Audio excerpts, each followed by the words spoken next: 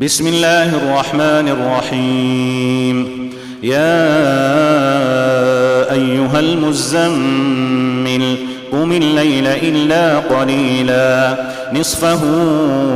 أو انقص منه قليلا أو زد عليه ورتل القرآن ترتيلا إنا سنلقي عليك قولا ثقيلا إن ناشئة الليل هي أشد وطئا وأقوم قيلا إن لك في النهار سبحا طويلا واذكر اسم ربك وتبتل إليه تبتيلا رب المشرق والمغرب لا إله إلا هو فاتخذه وكيلا واصبر على ما يقولون واهجرهم هجرا جميلا وذرني والمكذبين أولي النعمة ومهلهم قليلا إن لدينا أنكالا وجحيما وطعاما ذا غصة وعذابا أليما يوم ترجف الأرض والجبال وكانت الجبال كثيبا مهيلا إنا أرسلنا إليكم رسولا شاهدا عليكم كما أرسلنا إلى فرعون رسولا فعصى فرعون الرسول فأخذناه أخذا وبيلا فكيف تتقون إن كفرتم يوما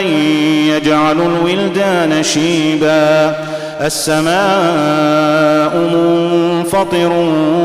به كان وعده مفعولا إن هذه تذكرة فمن شاء اتخذ إلى ربه سبيلا إن ربك يعلم أنك تقوم أدنى من ثلثي الليل ونصفه وثلثه وطائفة من الذين معك والله يقدر الليل والنهار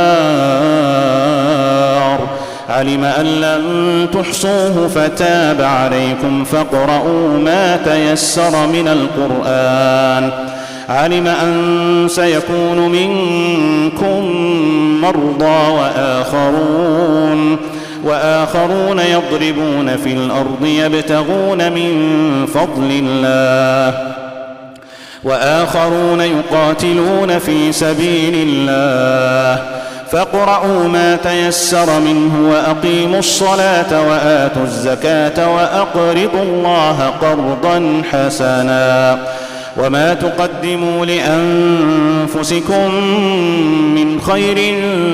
تجدوه عند الله هو خيرا وأعظم أجرا واستغفروا الله إن الله غفور رحيم.